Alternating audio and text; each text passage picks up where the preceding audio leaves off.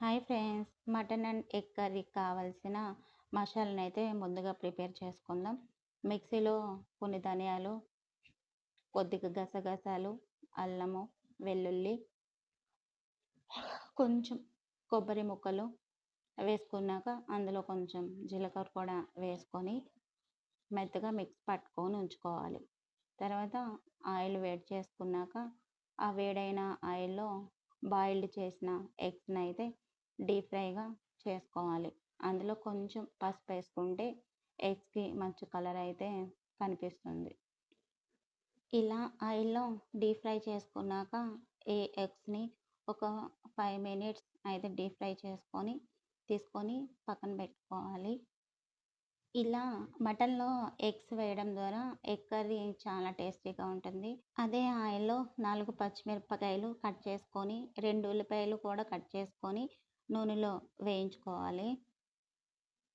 ఈ ఉల్లిపాయలు పచ్చి వాసన పోయే వరకు వేయిస్తూ ఒక 2, 3 నిమిషాల తర్వాత మటన్ అయితే అందులో వేసుకొని మటన్ కూడా కలుపుతూ ఉండాలి. ఆ మటన్‌ని అడుగు మాడిపోకుండా కలుపుతూ ఉండాలి. ఇంకో విషయం ఏంటంటే మటన్‌లో మనం ఉప్పు వేస్తే మటన్ ఉడకదు అంటారు. నేను చాలా సార్లు ట్రై చేశా. నాకు కూడా త్వరగా ఉడకలేదు. లాస్ట్‌లో వేసుకోవడం బెటర్. ఇంకా ఒకసారి మూత తీసి అయితే కలుపుతూ ఉందాం ఒకసారి. ఇంకా ఇలా మధ్య మధ్యలో మనమైతే కూర మాడిపోకుండా కలుపుతూ ఉండాలి. ఇంకా మటన్ అంటే ప్రతి ఒక్కరికి హెల్తీ అని చెప్తూ ఉంటారు. హెల్తీ అని చెప్పడమే కాదు, హెల్తీ కూడా. ఇంక ఈ కర్రీలో మనం పసుపేసుకోవాలి. కారం కూడా టేస్ట్‌కి సరిపోయినంత కారం. అంటే కొంతమంది ఎక్కువ తింటారు, కొంతమంది తక్కువ తింటారు. వాళ్ళ టేస్ట్‌ని బట్టి కారం వేసుకోవాలి. ఈ కారం పచ్చి వాసన పోయేంత వరకు కూరకి కలుపుతూ ఉండాలి. నేనైతే ఇక్కడ 2 టమాటాలు తీసుకున్నాను. ఈ టమాటాలని కొంచెం సన్నగా కట్ చేసుకొని కూరలో అయితే వేసేసుకున్నాం. ఈ టమాటా ముక్కలు కూరలో మొత్తం గార్నిష్ అయిపోవాలి.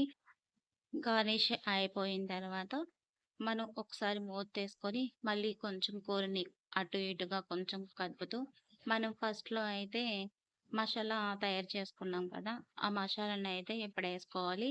నేనైతే నాన్ వెజ్ ఏ కర్రీస్‌కైనా 2 టైమ్స్ అయితే మసాలాని వేరుగా వేస్తాను.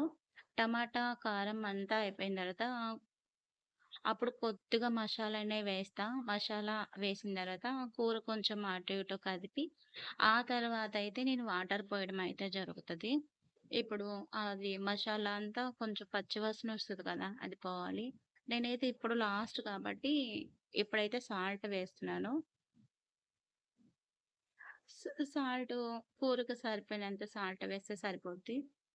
ఇప్పుడు కొంచెం వాటర్ వేసుకున్నాను.